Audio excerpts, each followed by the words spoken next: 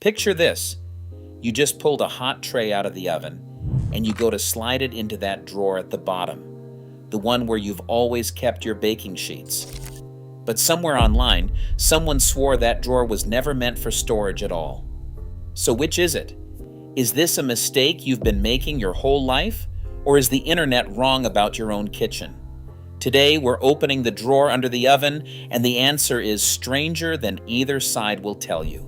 Here's the surprising truth. That drawer isn't one thing. Depending on the stove standing in your kitchen right now, it could be 3 completely different things, and only one of them is actually meant for pans. Get it wrong, and you're not just misusing a drawer. You could be hiding towels and plastic inside a hidden heat source. To understand how one little drawer caused this much confusion, we have to go back to a time when stoves looked nothing like they do today.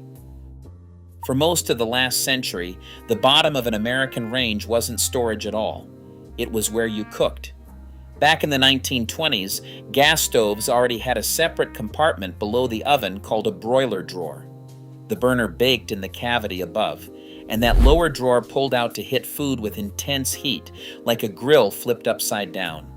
If your stove runs on gas, or it's simply old enough, this might still be what you have.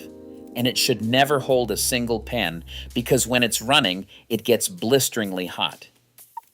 Then in 1952, a company called Thermador changed the kitchen. They introduced the first home warming drawer, a heated, insulated drawer with its own element and temperature control, built to keep finished food hot until dinner was served. According to GTE, a modern warming drawer holds temperatures from around 140 up to 250 degrees. That's more than enough to melt plastic, scorch a dish towel, or start a fire. So if your drawer has a dial or a button that says warm, that isn't a shelf. That's an appliance. But here's the twist that explains all the confusion.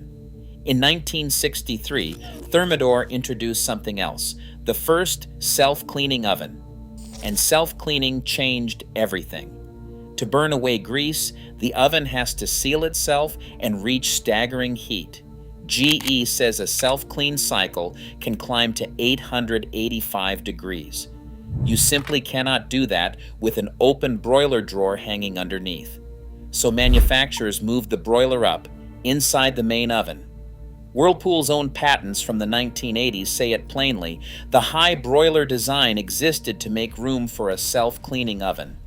And once the broiler moved up, the space at the bottom was suddenly empty. That empty space is what became the storage drawer.